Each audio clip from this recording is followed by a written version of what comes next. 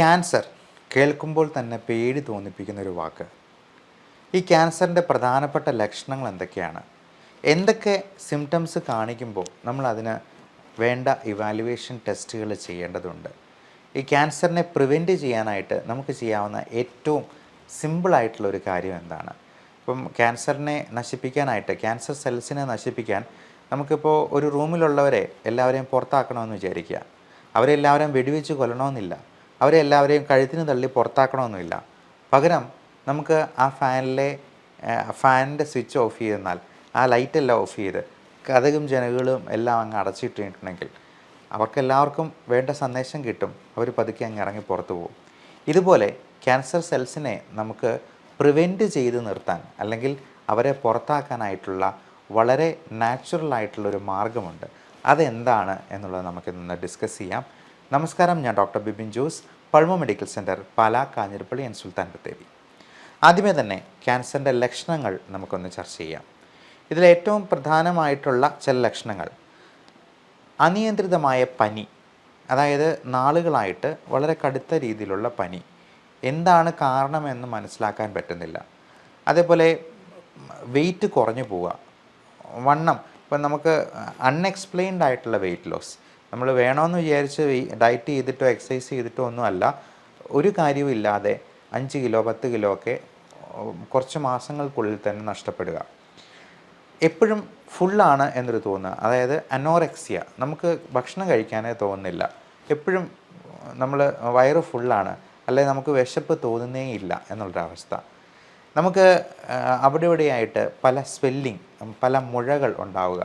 ഏറ്റവും പ്രധാനമായിട്ടും ഈ ലിംഫ് നോഡ്, കഴലകൾ എന്ന് പറയുന്ന കഴുത്തിൻ്റെ അവിടെ, അല്ലെങ്കിൽ കഷത്തിൽ, നമ്മുടെ തുടയിടുക്കുകളിൽ, മറ്റ് ഈ ചെവിയുടെ പുറകിലായിട്ട് ഒക്കെ എന്തെങ്കിലും മുഴകളായിട്ട് വരിക.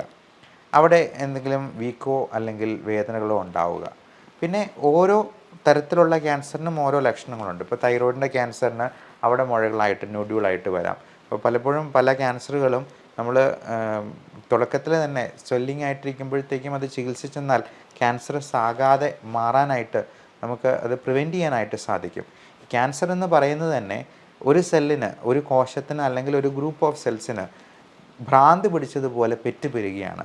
അത് അൺകൺട്രോൾഡ് പ്രോലിഫറേഷൻ ഓഫ് സെൽസ് എന്നാണ് നമ്മൾ നിയോപ്ലാസം എന്ന ടെർമിനോളജിയിൽ വിശേഷിപ്പിക്കുക. ക്യാൻസറിൻ്റെ മെഡിക്കൽ ടെർമിനോളജിയാണ് ഈ നിയോപ്ലാസം, അല്ലെങ്കിൽ മലിഗ്നൻസി എന്നൊക്കെ പറയുക.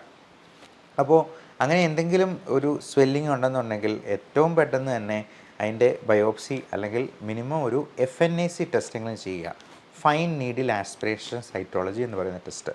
അതുപോലെ സ്ത്രീകൾക്കാണെങ്കിൽ, നമ്മുടെ അമ്മമാർക്കൊക്കെ ആണെങ്കിൽ ഇങ്ങനെയുള്ള എന്തെങ്കിലും സിംറ്റം ഉണ്ടെങ്കിൽ പറയാൻ മടിയാണ്. അപ്പോൾ അവരുടെ ബ്രസ്റ്റിൽ എന്തെങ്കിലും നൊഡ്യൂൾ ഉണ്ടെന്നുണ്ടെങ്കിൽ അത് മക്കളോടെങ്കിലും അത് തുറന്ന് പറയുകയോ, അല്ലെങ്കിൽ മക്കൾ ഇടയ്ക്ക് ചോദിച്ചിട്ടാണെങ്കിലും മനസ്സിലാക്കുക. അപ്പം അവർ പാൽപ്പേറ്റ് ചെയ്യുമ്പോൾ ബ്രസ്റ്റിലൊരു നൊഡ്യൂളായിട്ടോ സ്വെല്ലിംഗ് ആയിട്ടോ ഒക്കെ ഉണ്ടെങ്കിൽ ഒട്ടും മടിക്കാതെ തന്നെ ഒരു ഡോക്ടറെ കണ്ട് അതിൻ്റെ കാര്യങ്ങൾ ചർച്ച ചെയ്ത് അതിന് വേണ്ട പരിശോധനകൾ ചെയ്യണം. അതുപോലെ ബ്ലീഡിങ്, അത് ഏതെങ്കിലും ഒരു നാച്ചുറൽ ഓറിഫിസിൽ നിന്ന്, ചിലപ്പം മൂക്കിലൂടെ ബ്ലഡ് വരുന്നതായിരിക്കാം, അല്ലെങ്കിൽ നമ്മൾ ചുമയ്ക്കുമ്പോഴത്തേക്കും അതിൻ്റെ കഫത്തിൻ്റെ കൂടെ ചോരമയം കാണുന്നതാവാം. വയറ്റിൽ നിന്ന് പോകുമ്പോൾ ബ്ലീഡിങ് ആയിട്ട് ഉണ്ടാവുക. സ്ത്രീകൾക്കാണെങ്കിൽ വജൈനൽ ബ്ലീഡിങ്, പീരീഡ്സിൻ്റെ സമയം അല്ലെങ്കിൽ പോലും ബ്ലീഡിങ് ഉണ്ടാവുക, അല്ലെങ്കിൽ കൂടുതലായിട്ട് ബ്ലീഡിങ് ഉണ്ടാവുക. പീരീഡ്സിൻ്റെ സമയത്ത് 5, 6, 7 ദിവസമൊക്കെ ബ്ലീഡിങ് കണ്ടിന്യൂസ് ആയിട്ട് നിൽക്കുക, തുടങ്ങിയുള്ള പ്രശ്നങ്ങളുണ്ടാവുക. വൈറസ് സംബന്ധമായിട്ടുള്ള ഓൾട്ടേർഡ് ബവൽ ഹാബിറ്റ്സ്, അല്ലെങ്കിൽ യൂറിനറി സിംറ്റംസ് എന്ന് പറയും. അപ്പോൾ അങ്ങനെയുള്ള പ്രശ്നമുണ്ടാവുക. യൂട്രസിൻ്റെ അല്ലെങ്കിൽ എൻഡോമെട്രിയൽ ക്യാൻസർ, അല്ലെങ്കിൽ ഒവേറിയൻ ക്യാൻസർ, CA സെർവിക്സ്, ഇതിനെല്ലാം പലതരത്തിലുള്ള ലക്ഷണങ്ങളാണ്. അപ്പോൾ നമുക്ക് ഇത്തരത്തിലുള്ള ലക്ഷണങ്ങൾ എന്ത് കണ്ടെന്നാലും നിങ്ങൾക്ക് ഒരു സുഹൃത്തിനെ പോലെ സംസാരിക്കാവുന്ന ഒരു ഡോക്ടറിനെ കണ്ടെത്തി അതിന് വേണ്ട ഇവാലുവേഷൻ ചെയ്യേണ്ടത് വളരെ വളരെ അത്യാവശ്യമാണ്. അപ്പോൾ പലപ്പോഴും നമ്മൾ ഏറ്റവും പ്രാഥമികമായിട്ടുള്ള പരിശോധനകൾക്കൊന്നും വലിയ പൈസ ആകുന്നതല്ല. അപ്പോൾ ഒരു അൾട്രാസൗണ്ട് സ്കാൻ ചെയ്യാനായിട്ട് കൂടിപ്പോയെന്നാൽ 800 രൂപയാവത്തുള്ളൂ. അപ്പോൾ അതിൽ നിന്ന് തന്നെ നമുക്ക് ഏകദേശം ഇങ്ങനെയുള്ള ക്യാൻസറിൻ്റെ എന്തെങ്കിലും തുടക്കമുണ്ടെന്നുണ്ടെങ്കിൽ അത് ഏറ്റവും ഏർലി സ്റ്റേജിൽ തന്നെ കണ്ടുപിടിച്ച് അവനെ നമുക്ക് പുറത്താക്കാനായിട്ട് ശ്രദ്ധിക്കുക. അതുപോലെ ബ്രെയിനിൽ ക്യാൻസർ ഉണ്ടാകുമ്പോഴേക്കും, എന്തെങ്കിലും ബ്രെയിൻ ട്യൂമറായിട്ട് ഉണ്ടാകുമ്പോഴേക്കും നമുക്ക് തലവേദന, തലകറക്കം, ക്ഷീണം, ആളുടെ മെൻ്റൽ സ്റ്റേറ്റസ് തന്നെ മാറുന്ന, ക്യാരക്ടർ മാറുന്ന രീതിയിൽ എന്തെങ്കിലും രോഗലക്ഷണങ്ങൾ കാണിക്കുക, അതുപോലുള്ള ഡിപ്രഷൻ, ആങ്സൈറ്റി പോലുള്ള പ്രശ്നങ്ങൾ പോലും ഇതിൻ്റെ തുടക്ക ലക്ഷണങ്ങളായിട്ട് ചിലപ്പോൾ കാണാറുണ്ട്. അപ്പം ക്യാരക്ടർ മാറുന്ന രീതിയിൽ, അതായത് ഇൻട്രാക്രൈനിയൽ പ്രഷർ കൂടുന്ന രീതിയിൽ, നമ്മുടെ സ്കള്ളിനുള്ളിലുള്ള പ്രഷർ കൂടുന്ന രീതിയിൽ എന്തെങ്കിലും ഒരു ലീഷൻ ഉണ്ടാവുകയാണെങ്കിൽ അതിനനുസരിച്ചുള്ള സിംറ്റം ആയിരിക്കും. അതുപോലെ ലങ് ക്യാൻസർ ആണെങ്കിൽ ലങ്സിനിടയിലുള്ള സ്പേസാണ് മീഡിയാസ്റ്റൈനം എന്ന് പറയും.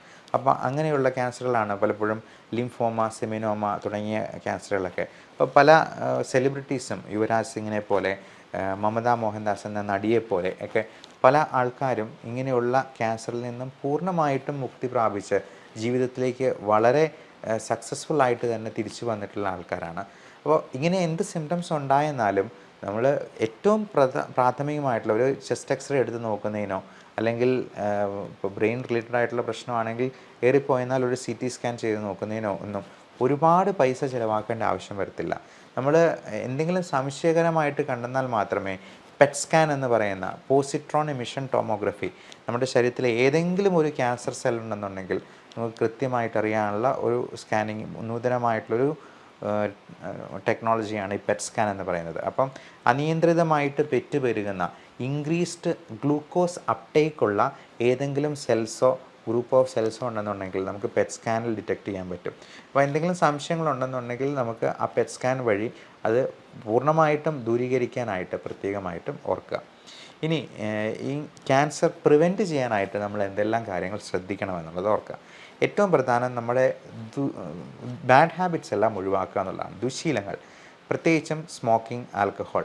ഈ പുകവലിക്കാറ്, എൻ്റെ സുഹൃത്തിന് നല്ല പോലെ വലിക്കുന്നവനാണ്, അവന് ഇതുവരെ ക്യാൻസർ ഉണ്ടായിട്ടില്ല, എന്നാൽ ഒട്ടും വലിക്കാത്ത എനിക്ക് ക്യാൻസർ വന്നല്ലോ എന്ന് പലരും പരാതി പറയാറുണ്ട്. ഒരു ആപ്പിൾ പോലും സോപ്പിട്ട് കഴിക്കുന്ന എനിക്ക് ക്യാൻസർ വന്നു, എന്നാൽ ഡെയിലി 2 പാക്കറ്റ് വലിക്കുന്ന അവന് ക്യാൻസർ വന്നില്ല എന്ന് പറയാം. പലപ്പോഴും നമ്മളിതിന് ഒരു ഉദാഹരണം പറയുക, നമ്മൾ ബൈക്ക് ഓടിക്കുമ്പോഴത്തേക്കും ഹെൽമെറ്റ് വെക്കാൻ പറയുന്നത് തല സേഫായിരിക്കാൻ വേണ്ടിയാണ്. എന്നാൽ ഹെൽമെറ്റ് വെച്ചിട്ടുള്ള ആൾക്കാരും അപകടത്തിൽ മരിക്കുന്നുണ്ട്. പക്ഷേ നമ്മൾ ഹെൽമെറ്റ് വെച്ച് പോയി കഴിഞ്ഞാൽ അപകടമുണ്ടായെന്നാലും നമ്മുടെ ജീവൻ രക്ഷിക്കാനായിട്ട് നമുക്ക് കഴിഞ്ഞേക്കും. പലപ്പോഴും ചെറിയ ഇഞ്ചുറീസ് കൊണ്ട് തന്നെ നമുക്ക് രക്ഷപ്പെട്ടു പോകാൻ പറ്റിയേക്കും. എന്ന് പറഞ്ഞതുപോലെയാണ് നമ്മൾ സ്മോക്കിംഗ്, ആൽക്കഹോൾ പോലുള്ള പ്രശ്നങ്ങൾ അല്ലെങ്കിൽ ദുശീലങ്ങൾ ഉപേക്ഷിച്ചെന്നാൽ നമുക്ക് ക്യാൻസർ വരാനുള്ള സാധ്യത കുറവാണ് എന്നുള്ളത് പല പഠനങ്ങളിലും വളരെ വ്യക്തമായിട്ട് തന്നെ തെളിയിക്കപ്പെട്ടുള്ളതാണ്. ഇനി വളരെ ഭാഗ്യശാലികളായിട്ടുള്ള ആൾക്കാരുണ്ടാവാം, നല്ല പുകവലിച്ച് നല്ല ഡ്രിങ്ക്സും കഴിച്ച് 75-80 വയസ്സ് വരെയൊക്കെ ജീവിച്ചിട്ടുള്ള ഭാഗ്യശാലികളായിട്ടുള്ള ആൾക്കാരെ നമ്മൾ കണ്ടിട്ടുണ്ടാവാം. പക്ഷേ നമുക്ക് നമ്മുടെ ജീവിതം വെച്ച് എന്തിനങ്ങനെ ഒരു റിസ്ക് എടുക്കുന്നു? എല്ലാവരും സന്തോഷമായിട്ട് ഏറ്റവും ആയുസ് എൻജോയ് ചെയ്ത് തന്നെ ജീവിക്കാനായിട്ട് നോക്കുകയല്ല ചെയ്യേണ്ടത്. അതുപോലെ നമ്മൾ കഴിക്കുന്ന ഭക്ഷണത്തിൽ പലപ്പോഴും പല രീതിയിലുള്ള മാലിന്യങ്ങളും കണ്ടാമിനേഷനും ഉണ്ടാകുന്നത് വഴി അത് ഒരു ക്യാൻസർ സെല്ലിനെ സ്റ്റിമുലേറ്റ് ചെയ്യാൻ പാകത്തിനാണ്. നമുക്ക് ഏറ്റവും കേരളീയരുടെ ദേശീയ ഭക്ഷണമായിട്ടുള്ള പൊറോട്ടയും ബീഫും തന്നെ എടുക്കാം. ഈ പൊറോട്ട എന്ന് പറയുന്നത് മൈദയാണ്. മൈദ എന്ന് പറയുന്നത് വളരെ ഹൈ ഗ്ലൈസിമിക് ഇൻഡെക്സ് ഉള്ളൊരു സാധനമാണ്. അതുപോലെ റെഡ് മീറ്റ് ഗണത്തിൽപ്പെടുന്ന അത് ബീഫ്, പോർക്ക്, മട്ടൺ തുടങ്ങിയ ഇറച്ചികളെല്ലാം നമ്മൾ ആനിമൽ പ്രോട്ടീൻ ഒരുപാട് കൂടുതൽ കഴിക്കുന്നത് തീർച്ചയായിട്ടും ഓൺകോജീൻസിനെ സ്റ്റിമുലേറ്റ് ചെയ്യാനായിട്ടൊരു കാരണമാകാറുണ്ട്. അതേപോലെ തന്നെ സ്വീറ്റ്സിൻ്റെ കൺസപ്ഷൻ, ബേക്കറി സാധനങ്ങളായിട്ടുള്ള ഇപ്പം ചോക്ലേറ്റ് ആണെങ്കിലും ഒത്തിരി മധുരമുള്ള സാധനങ്ങളാണെങ്കിലും ഒരുപാട് കഴിക്കുന്നത് നമുക്ക് ക്യാൻസർ സെൽസിനെ സ്റ്റിമുലേറ്റ് ചെയ്യാൻ കാരണമാകും. അപ്പോൾ ആഹാരശീലങ്ങളിൽ കൂടുതലായിട്ടും നമ്മൾ പച്ചക്കറികളും ഇലക്കറികളും അധികം മധുരമില്ലാത്ത പഴങ്ങളും ഉൾപ്പെടുത്താനായിട്ട് ശ്രദ്ധിക്കുക. പഴങ്ങൾ നമ്മുടെ തൊടിയിൽ തന്നെ വളരുന്ന വൃക്ഷങ്ങളിൽ നിന്ന് കിട്ടുന്ന പഴങ്ങളാകാൻ പ്രത്യേകമായിട്ട് ശ്രദ്ധിക്കുക. നമ്മൾ ഒരുപാട് കണ്ടാമിനേറ്റഡ് ആയിട്ടുള്ള കെമിക്കൽസ് ഉപയോഗിച്ചിട്ടുള്ള സാധനങ്ങൾ കഴിവതും ഉപയോഗിക്കാതിരിക്കുക. ഇനി ഈ ക്യാൻസറിനെ എല്ലാം പ്രിവെൻറ്റ് ചെയ്യാനായിട്ടുള്ള ഒരു അത്ഭുത പ്രതിഭാസമാണ് ഓട്ടോഫേജി എന്ന് പറയുന്നത്. അത് 2016 നോബൽ പ്രൈസ് കിട്ടിയിട്ടുള്ള വളരെ വിപ്ലവകരമായിട്ടുള്ളൊരു കണ്ടുപിടുത്തമായിരുന്നു.